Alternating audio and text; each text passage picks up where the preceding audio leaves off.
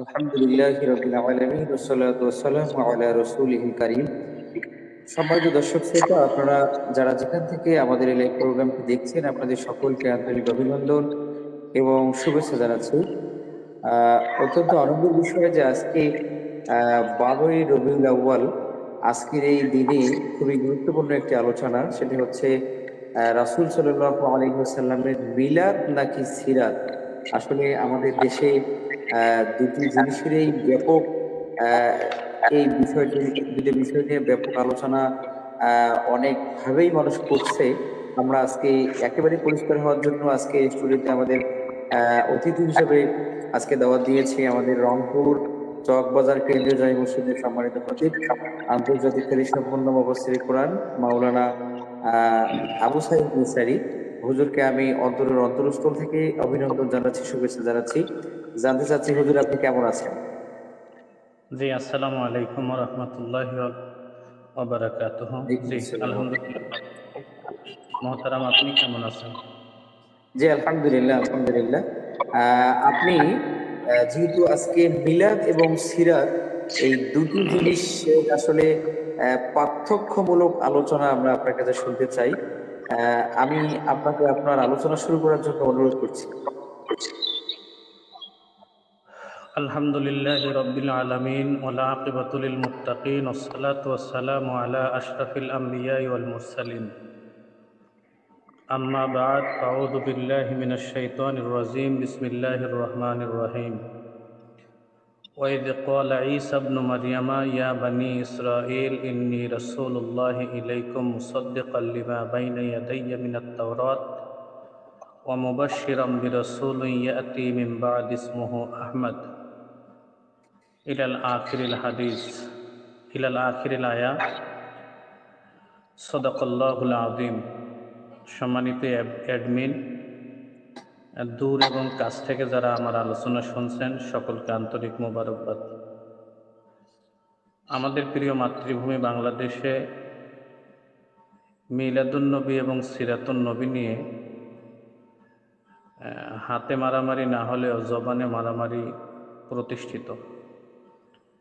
আমরা একে অপরকে আক্রমণ করতে পারলেই নিজেকে অনেকে ধন্য মনে করি, জিততে পারলেই মনে করি যে কি জানি জিতে গিয়েছি। আমি এই বিষয়টিকে ভারসাম্য একটি জায়গায় আনতে আজকের এই বিষয়টিকে গুরুত্ব দিচ্ছি অনেক বেশি। মিলাদুন্নবী এবং সিরাতুন্নবী আলোচনা শোনার আগে আমি আপনাদের সকলের কাছে একটু ছোট্ট ভূমিকা নেব। ভূমিকাটি হচ্ছে, রাসূল করিম সাল্লাল্লাহু আলাইহি ওয়াসাল্লাম এই পৃথিবীতে এসেছেন ওমা আরসালনাকা ইল্লা রাহমাতাল লিল আলামিন হিসাবে, জগতের রহমত হিসাবে। রাসূল করিম সাল্লাল্লাহু আলাইহি ওয়াসাল্লামের আগমনকে কেন্দ্র করে আমাদের সমাজে অনেক কিছুই পরিচালিত হয়। নবীজির জন্মের পরে আমরা এই পৃথিবীতে মানব জাতির জন্য ইলমে শরীয়ত পেয়েছি।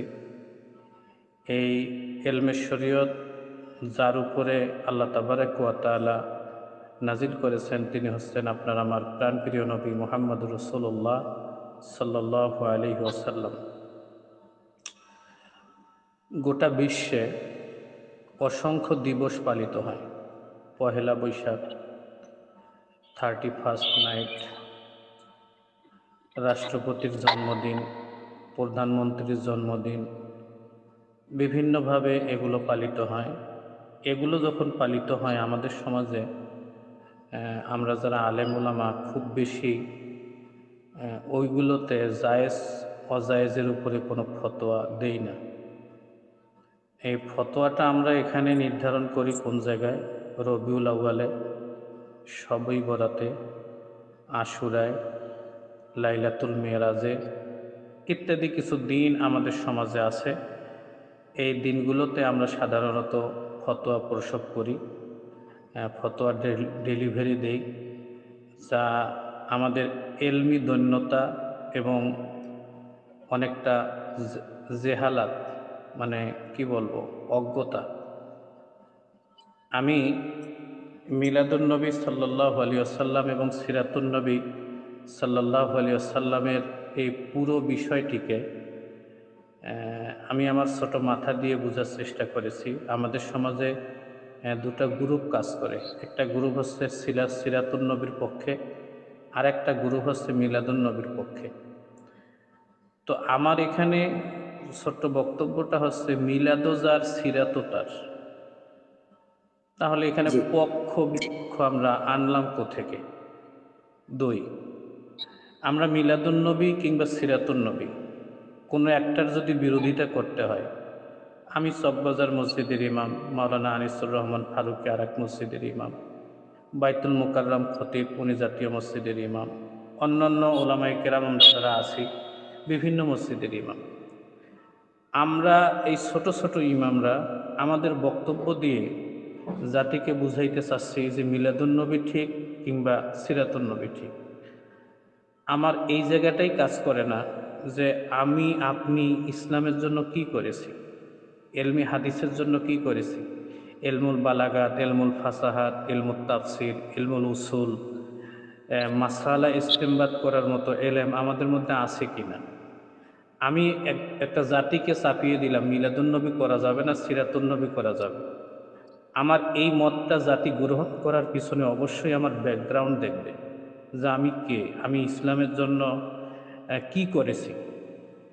আমরা সাধারণত ইসলামের বিষয়গুলো মানি রাসূল করিম সাল্লাল্লাহু আলাইহি ওয়াসাল্লামের হাদিস, আল্লাহ তাবারক ওয়া তাআলার বাণীগুলোকে ব্যাখ্যা বিশ্লেষণ করে ওলামায়ে কেরাম যে রায়টা দিয়েছে এই রায়ের উপরে তাদেরকে বলা হয় ইমাম। আমি মসজিদের ইমাম, উনি মসজিদের ইমাম, কিন্তু ইমাম তিরমিজি মসজিদের ইমাম না, ইমাম মুসলিম মসজিদের ইমাম না, ইমাম বাইহাকি মসজিদের ইমাম না। এনাদেরকে এলমের ইমাম বলা হয়, মসজিদের ইমাম না।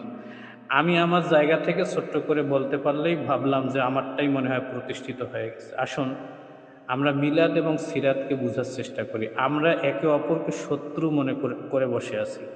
আবার কখনো কখনো মিলাদ এবং সিরাতের মধ্যে রাজনৈতিক গন্ধও পাওয়া যায়। পোস্টারের নাম লেখা দেখলেই বুঝতে হয় যে আসলে এটার আয়োজক কারা ছিল, কেন। এ বিষয়গুলো আসলে এলমি দৈন্যতা ছাড়া অন্য কিছুই না।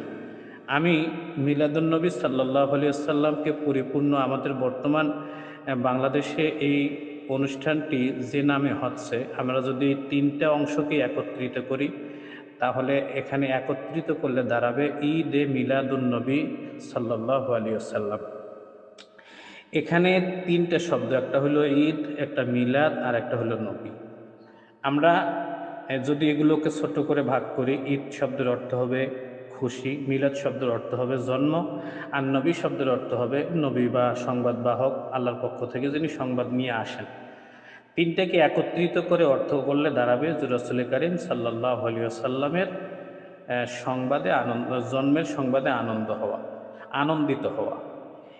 এটার ব্যাপারে মিলাদুন্নবী সাল্লাল্লাহু আলাইহি ওয়াসাল্লামের ব্যাপারে সবচেয়ে বেশি গ্রহণযোগ্য যে সংজ্ঞাটি আমরা পেয়েছি এখন পর্যন্ত, মোল্লা আলী কারি তার বিখ্যাত কিতাব মাওরিদুল রাবিতে এই মিলাদুন্নবী সাল্লাল্লাহু আলাইহি ওয়াসাল্লামের একটি সংজ্ঞা দিয়েছেন। আল মাউলুদুশ শরীফ ইসমুল আলা যিকরি মাউলিদিহি শরীফ ওয়াল ইজমাউল সামাই ও মুজিজাতিহি ও সিরাতিহি ও সালাতু ওয়াস সালামু আলাইহি ও সিমাইল মাদাইহি আল্লাতী নাকালা ফি হাক্কিহি ওয়াদ দুআ লিল মাইয়িতি ওয়াল হাইয়্যি ওয়া ইতআমুত তাআম ওয়া ইদখালুস সুরুর আলা কুলুবিল উম্মাহ।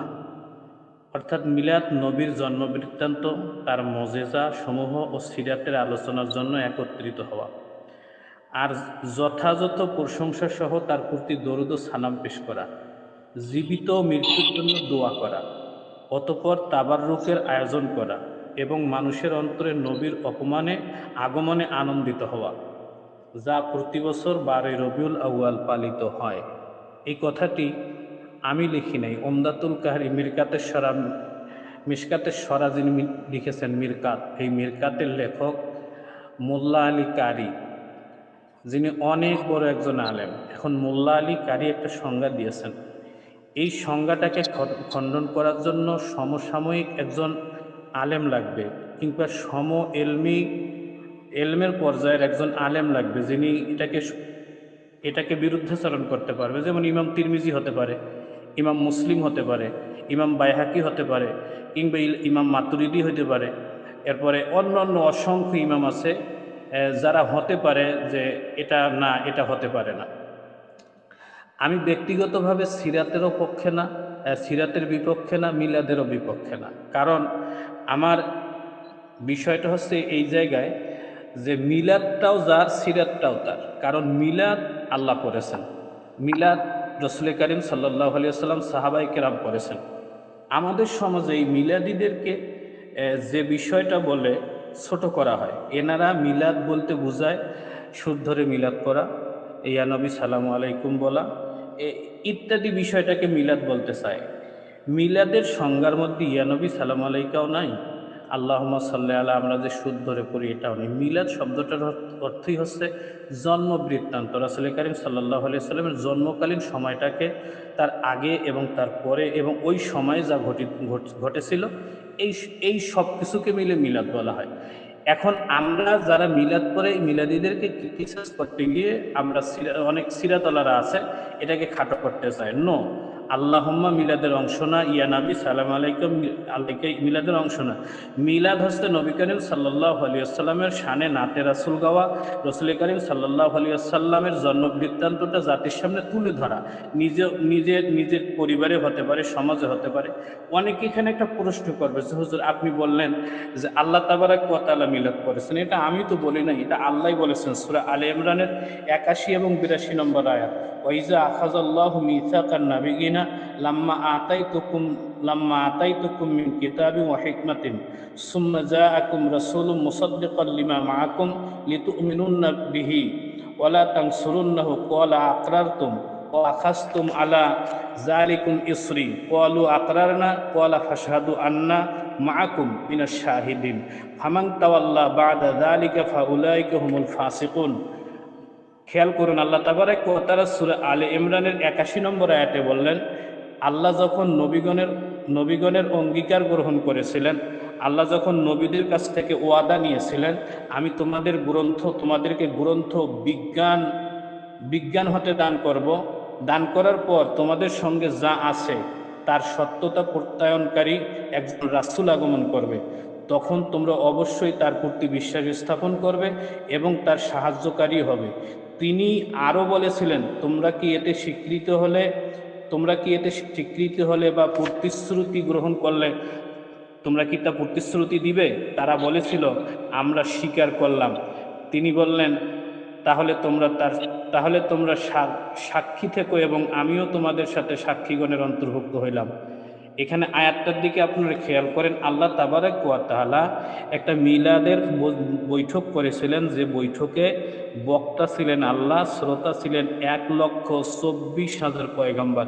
এখানে কিন্তু আপনি, আমি কিংবা অন্য কেউ না, স্বয়ং স্রষ্টা 1,24,000 পয়গম্বরদেরকে একত্রিত করে নবীর জন্মের আগে, খেয়াল করতে হবে এখানে, নবীজির জন্মের আগেই আল্লাহ তাবারাক ওয়া তাআলা সকল নবীদের কাছ থেকে অঙ্গীকার নিয়েছিলেন, তোমাদের পরে যখন তোমরা নবী হয়ে আসবে, তোমাদের পরে একজন রসুল আসবে, তোমরা তার প্রতি ঈমান আনবে কিনা এবং তাকে স্বীকার করবে কিনা। সমস্ত নবীগণ এক বাক্যে বলেছিলেন, জি আমরা স্বীকার করব। সূরা আস-সফের 106 নম্বর আয়াত, ওয়াইজ ক্বালা ঈসা ইবনু মারইয়ামা ইয়া বানি ইসরাঈল ইন্নী রাসূলুল্লাহি ইলাইকুম মুসাদ্দিকাল লিমা বাইনা ইয়াদাইয়া মিনাত তাওরাত ওয়া মুবাশশিরাম বিরাসূলিন ইয়াতি মিন বা'দি ইসমুহু আহমদ। হযরতে ঈসা আলাইহিস সালাতু ওয়াস সালাম তার লোকে বলেছিলেন যে আমার পরে একজন নবী আসবে, যে নবীর কথা তাওরাতের মধ্যে আসছে, ওই নবীটার নাম হচ্ছে মিন বা'দি ইসমুহু আহমদ, তার মায়ের রাখা নাম। আল্লাহর নবীর মা যে নামটা রেখেছিলেন আহমদ, তিনি আহমদ শব্দটা ওখানে বলেছিলেন। যারা আমরা বলি যে মিলাদ নাই, আমি তাদের কাছে জিজ্ঞেস করি, নবীজির জন্মের আগের আলোচনাটাকে আপনি সিরাত বলবেন না মিলাদ বলবেন? আসলে আমরা সমস্যা হচ্ছে যে আমরা একটা গণ্ডির মধ্যে ঢুকে ঢুকে কিছু কিছু বিষয়কে অস্বীকার করতে চাই। আমি কখনো ভুলে বলি না যে শুধুমাত্র এক জায়গায় বসে দরুদ শরীফ পড়াটাকেই মিলাদ বলা হয়। আমি ভুলেও বলি না যে ইয়ানবী সালামু আলাইকাকে মিলাদ বলা হয়। মিলাদ হচ্ছে নবীজির জীবনী আলোচনা করা, বিশেষ করে রাসূল কারীম সাল্লাল্লাহু আলাইহি ওয়াসাল্লামের জন্মকালীন সময়টা, জন্মের আগের সময়টা, শিশুকাল সময়টা, এটাকেই সাধারণত মিলাদ বলা হয়। আর সিরাত হচ্ছে নবী করিম সাল্লাল্লাহু আলাইহি ওয়াসাল্লামের গোটা জীবনটা, আল্লাহ রসুলের এন্তেকাল হচ্ছে শেষ সীমানা, নবীজির জন্ম থেকে এন্তেকাল পর্যন্ত পুরো আলোচনাটা। এখন আমার প্রশ্নটা এই জায়গায় যে সিরাতকে মেনে নিতে গিয়ে মিলাদকে কেন আপনি অস্বীকার করবেন? কারণ মিলাদকে যদি আপনি অস্বীকার করেন তাহলে আপনি ইমাম তিরমিজি রহমাতুল্লাহ আলাইকে কি জবাব দিবেন? ইমাম তিরমিজি রহমাতুল্লাহ আলাই, আবু ঈসা মোহাম্মদ বিন ঈসা, উনি 279 হিজরিতে পৃথিবী থেকে বিদায় নেন। তার বিখ্যাত কিতাব আজ জামিউত তিরমিজি, যেটা তিরমিজি শরীফ নামে আমরা খুঁজি, তার দ্বিতীয় খণ্ডের 203 পৃষ্ঠায় উনি তো একটা হাদিসের অধ্যায় এনেছেন। ওই অধ্যায়টার নাম দিয়েছেন বাবু মা জা ফি মিলাদিন নবী সাল্লাল্লাহু আলাইহি ওয়াসাল্লাম।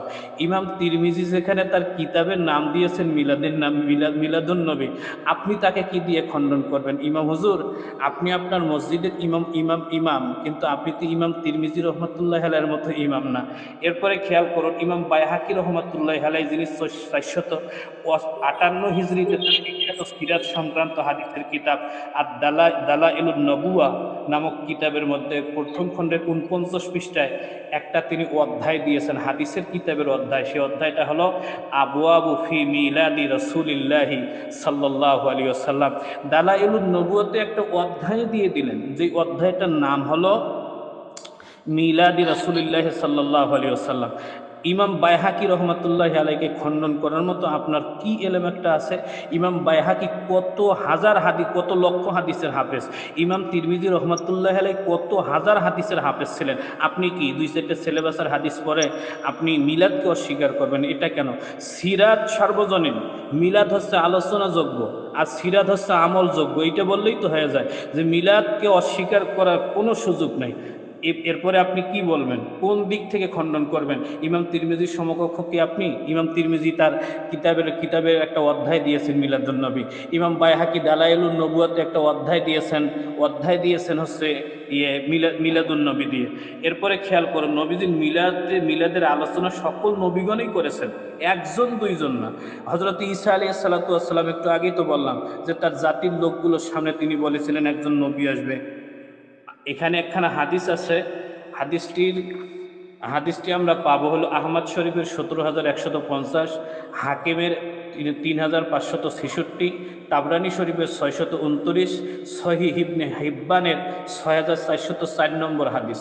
এই হাদিসটিতে বলা হয়েছে হযরতে ইব্রাজ ইবনে সাবিয়া রাদিয়াল্লাহু তাআলা আনহু হতে বর্ণিত, তিনি বলেন রাসূল কারীম সাল্লাল্লাহু আলাইহি ওয়াসাল্লাম বলেছেন, আমি আল্লাহর নিকট তার লাউহে মাহফুজে লিখিত তখনও সর্বশেষ নবী যখন আদম কাদা অবস্থায় পড়েছিলেন।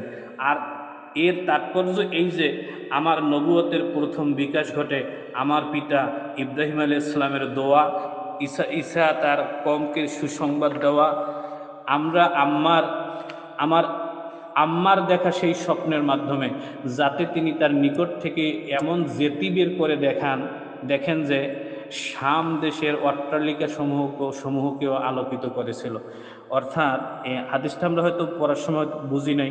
ঈসা আলাইহিস সালামের যে ঘটনাটা আমি বলেছি একটু আগে কোরআন শরীফের আয়াত দিয়ে, যে তিনি তার জাতির সামনে বলেছিলেন যে আমার পরে একজন নবী আসবে, তাওরাতে যে নবীর নাম আহমদ আসছে।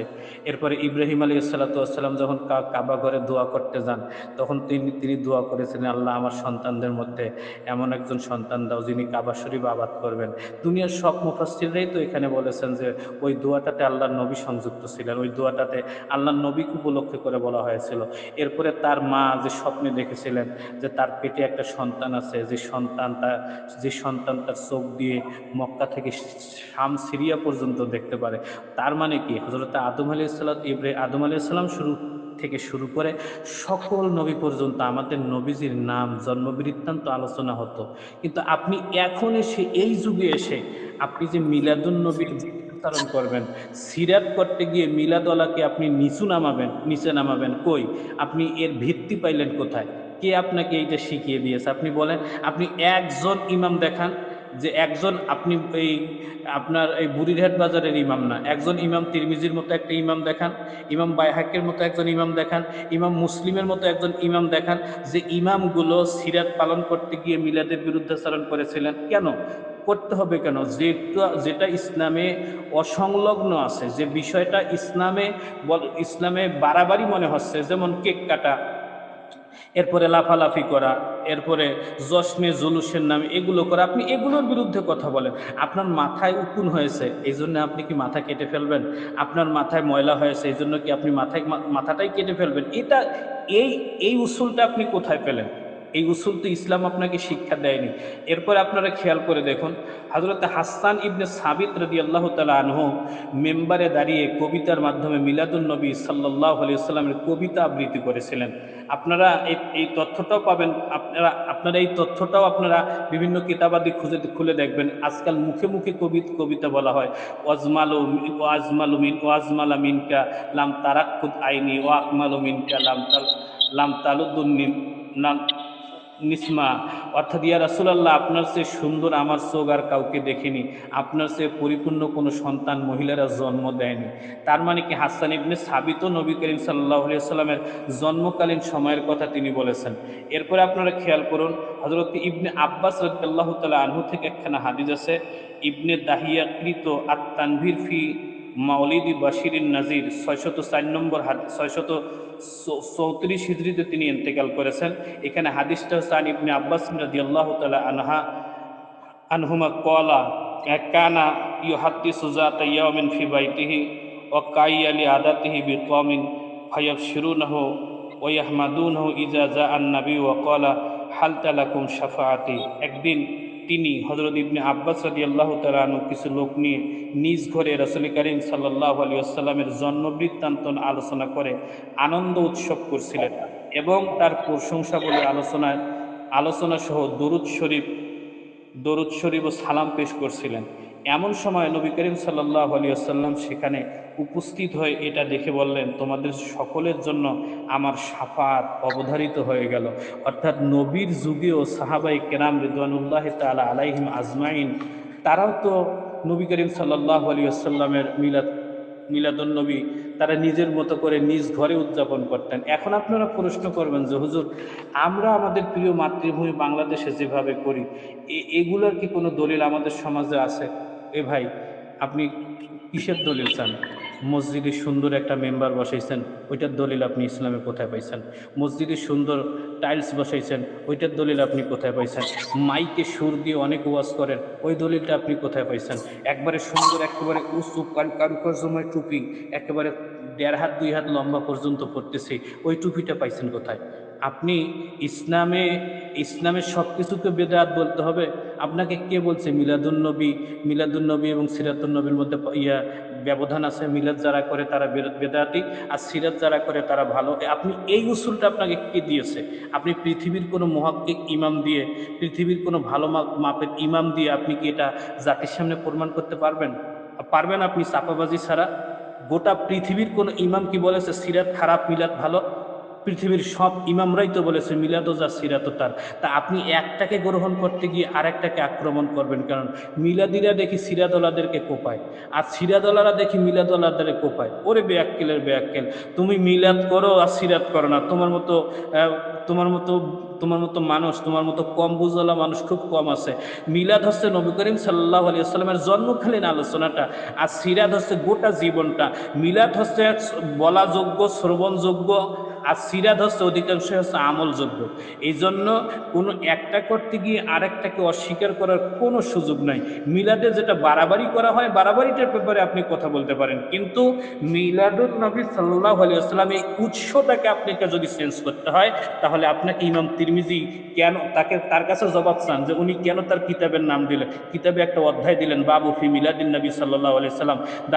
দালাইলুন নবুয়তে কেন তিনি একটা কিতাবের নাম দিলেন, একটা অধ্যায়ের নাম দিলেন বাবু আবু ফি মিলাদির রাসূল সাল্লাল্লাহু আলাইহি ওয়াসাল্লাম।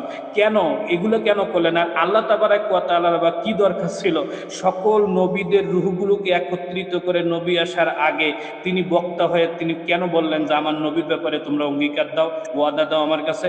কেনই বা হযরত ঈসা আলাইহিস সালাতু ওয়াস সালাম তার জন্মের আগে জাতির সামনে বললেন যে আমার পরে তাওরাতে আমি পড়েছি একজন নবী আসবে তার নাম আহমদ? এগুলো কি? এগুলো তো সব শ্রবণযোগ্য।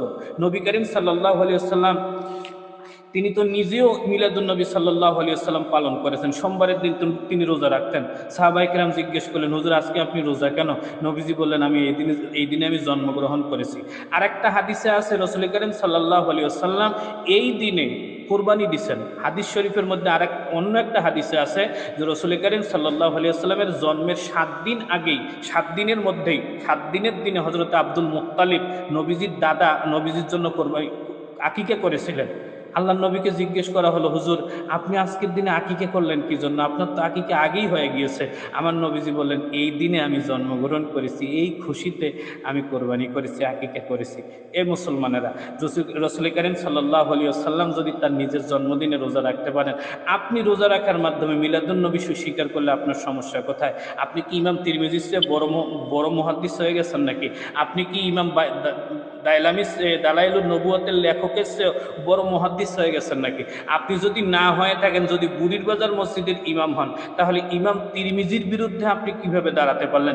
ইমাম তিরমিজি মিলাদুন নবী বলে সিরাতুন নবীকে অস্বীকার করে নাই। ইমাম বাইহাকি মিলাদুন নবী বলে সিরাতুন নবীকে অস্বীকার করেন নাই। পৃথিবীতে যত হাজী এমদাদুল্লাহ মুহাজিরে মক্কি, যিনি আশরাফ আলী থানভী রহমাতুল্লাহি আলাইহি এবং রশিদ আহমদ গাঙ্গুহি রহমাতুল্লাহ আলাইহির যিনি পীর ছিলেন, যিনি ওস্তাদ ছিলেন, যিনি শিক্ষক ছিলেন, তিনিও বলতেন যে মিলাদুন নবী সাল্লাল্লাহু আলাইহি ওয়াসাল্লাম আমি করি। তার মানে ওনারা হয়তো বা আমাদের মতো শুদ্ধরে মিলাদ করতেন না, কিন্তু মিলাদুন নবী নবীজির জন্ম বৃত্তান্ত আলোচনা করতেন।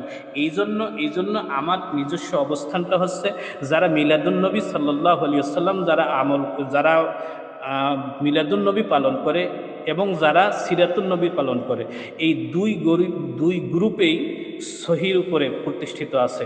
কিন্তু মাঝখান থেকে মিলাদ পালন করতে গিয়ে যারা সিরাতওয়ালাদেরকে আক্রমণ করে, আর যারা সিরাত পালন করতে গিয়ে মিলাদওয়ালাদেরকে আক্রমণ করে, এরাই গুমরাহির পথে আছে।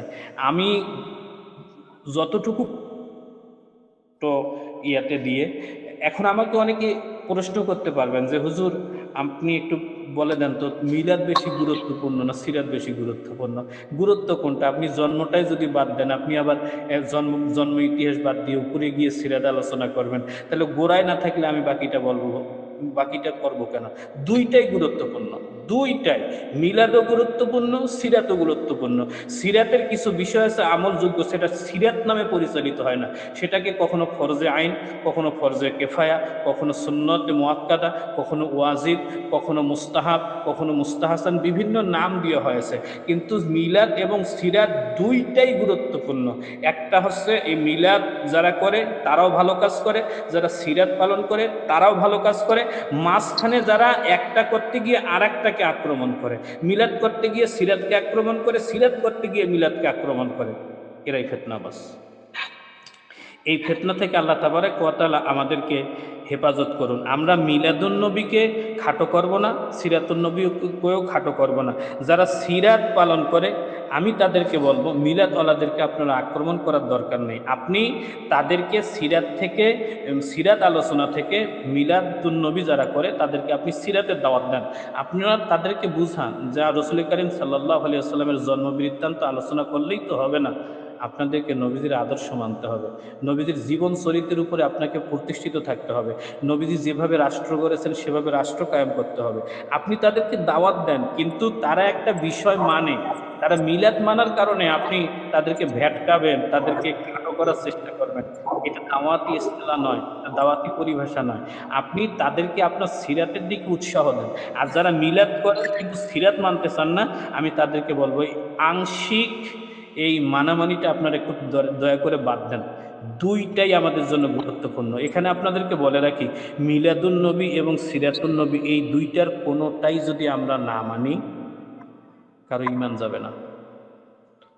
এইগুলো উদযাপন যদি আমরা না করি কারো ঈমান যাবে না। এই উদযাপন করতে গেলেই আপনাকে বেদাত মানতে হবে। আর আমরা বেদাতের উপরে প্রতিষ্ঠিত আছি। যেমন মসজিদে আমরা টাইলস ব্যবহার করতেছি, বেদাত। মিলাদুন্নবী সাল্লাল্লাহু আলাইহি ওয়াসাল্লামের মাহফিল করতেছি, বেদাত। মিলাদুন্নবী সাল্লাল্লাহু আলাইহি ওয়াসাল্লামের প্যান্ডেলে লাইট ব্যবহার করতেছি, বেদাত। মিলাদুন্নবী সাল্লাল্লাহু আলাইহি ওয়াসাল্লামের প্যান্ডেলে আমরা মাইক ব্যবহার করতেছি, বেদাত। এই জন্য সব বেদাত বেদাত না, কিছু বেদাত বেদাতে হাসানা। এই বেদাত বেদাত শুনতে শুনতে আজকে দাঁত খুঁজে পাওয়া মুশকিল হয়ে গিয়েছে। এই জন্য ওলামাই কেরামকে বলবো যে সিরাতুন নবী যদি কেউ উদযাপন না করে, ভুল বুঝবেন না, আবার শব্দটা বোঝার চেষ্টা করবেন। সিরাতুন নবী সাল্লাল্লাহু আলাইহি ওয়াসাল্লাম কেউ যদি উদযাপন না করে বেঈমান হবে না।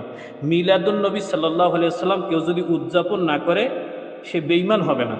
কিন্তু আল্লাহ তাবারাক ওয়া তাআলা পবিত্র কোরআনুল কারিমে বলেছেন, কুল বিফাদলিল্লাহি ওয়া বিরহমাতি ফাবিযালিকা ফালিয়াফরাহু। নবীজির আগমন জানার পর তোমরা আনন্দ করো। তাহলে আমরা আল্লাহ তাবারাক ওয়া তাআলার একটা বিধানকে কেমন জানি এড়িয়ে যাওয়ার মতো হবে যদি আপনি উদযাপন কিছুই না করেন।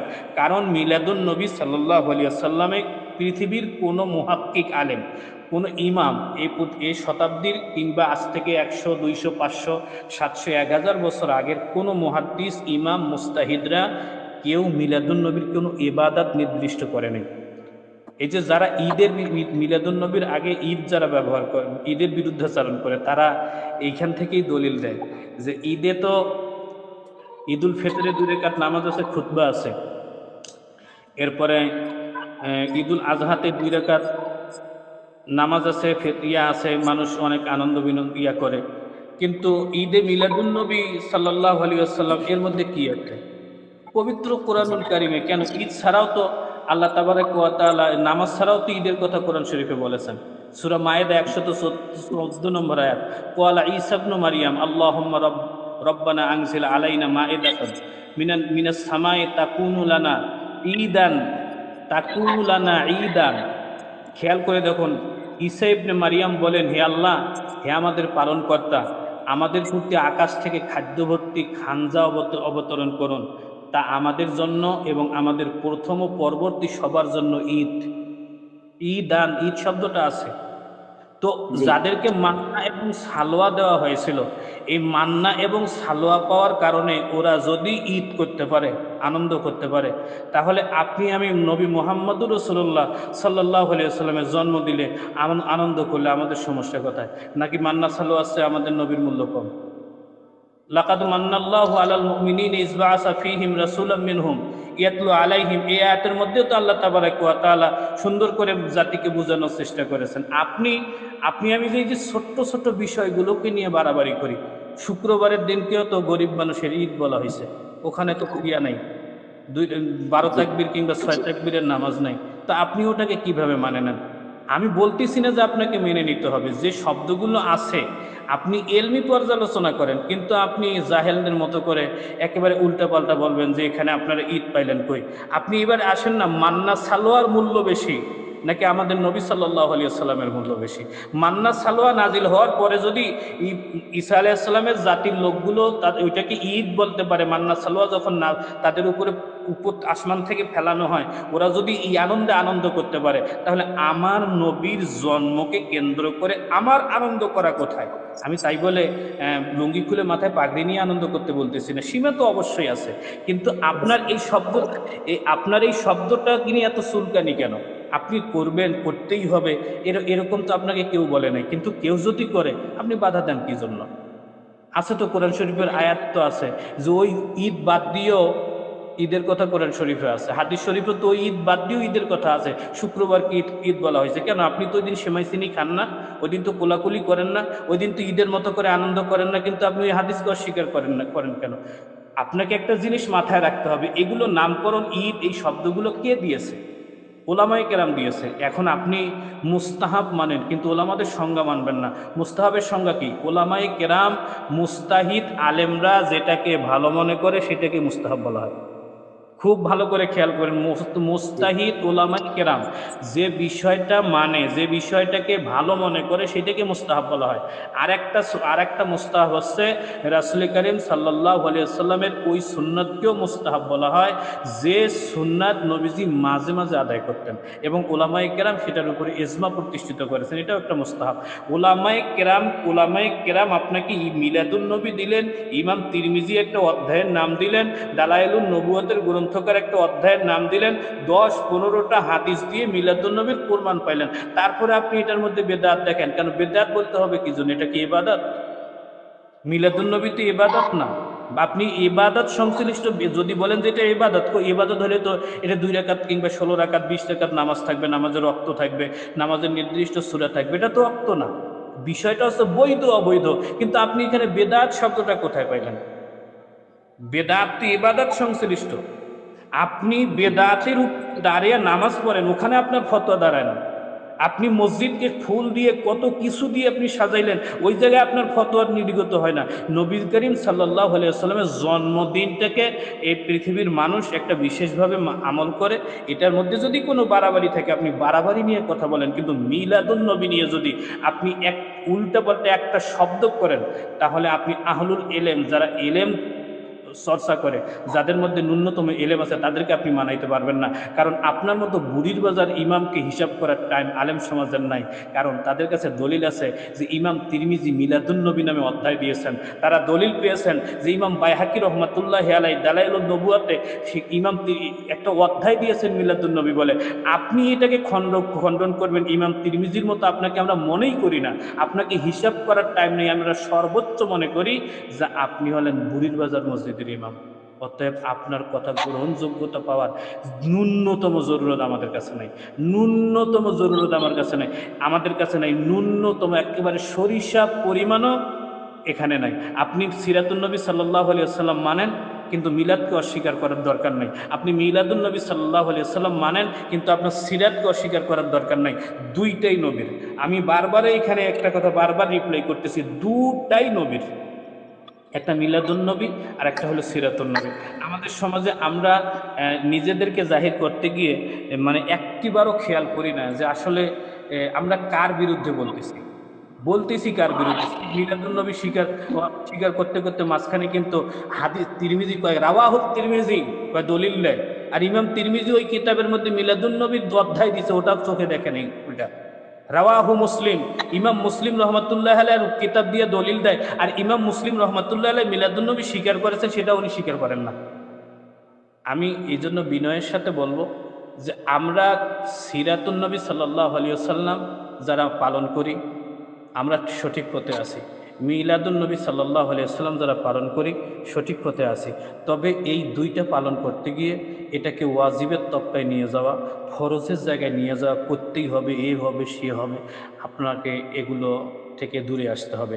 কারণ মিলাদুন নবীর কেউ 2 রাকাত নামাজ, সুন্নত, ওয়াজিব, মুস্তাহাব কেউ করেন নাই। এখানে বিষয়টা এরকম যে নবীজির আগমন হয়েছে, যার আগমনের কারণে আমরা কোরআন পেয়েছি, যার আগমনের কারণে আমরা ইসলাম পেয়েছি, যার আগমনকে কেন্দ্র করে আমরা কাবা পেয়েছি, যার আগমনকে কেন্দ্র করে আমরা দীর্ঘ একটি শরীয়ত পেয়েছি। ওই নবীজির জি। আগমনে আমরা আনন্দিত হব, আমরা পালন করব নবীজির আগমনকে কেন্দ্র করে। কারণ কোরআন শরীফও বলেছে তোমরা আমল করো। এখানে আপনারা ঈদ ব্যবহার করবেন না করবেন এটা একান্ত নিতান্ত বিষয়। কারণ এই ঈদটা হচ্ছে শাব্দিক ঈদ, পারিভাষিক ঈদ না। শাব্দিক আর পারিভাষিক ঈদ এগুলো অনেক গভীর ইলমি আলোচনা।